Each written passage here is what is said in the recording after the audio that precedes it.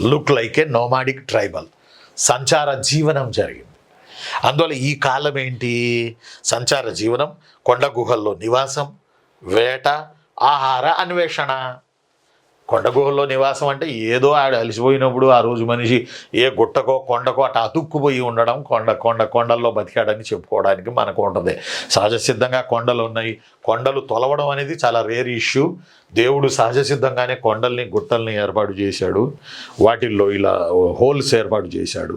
వాటిల్లో ఉండేవాళ్ళు, అది కూడా ప్రకృతికి భయపడి చలి నుంచి, ఎండ నుంచి, శత్రుత్వం నుంచి రక్షించుకోవడానికి వాటిని ఆ రోజుల్లో మనుషులు, అంటే pre historical men and women, వాళ్ళు దాన్ని యూజ్ చేసుకున్నారు, అండ్ చిల్డ్రన్స్. కాబట్టి వేట, సంచార జీవనం, రైట్, కొండ గుహల్లో నివాసం, ఒక చోటు నుంచి మరో చోటుకి వెళ్ళిపోవడం, ఆహార అన్వేషణ దశ. ఏది? Palaeolithic period. ఆహార అన్వేషణ దశ ఏది? Palaeolithic period. అంటే food hunting and food gathering.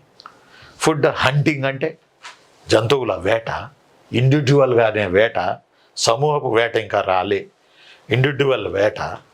Then దుంపలో, ఆకులు, ఆలములో పచ్చిపళ్ళు, పండిపోయిన పళ్ళు, వాటిని గ్యాదర్ చేసుకుని, సమీకరించుకొని, సేకరించుకొని, క్రోడీకరించుకొని తినడం.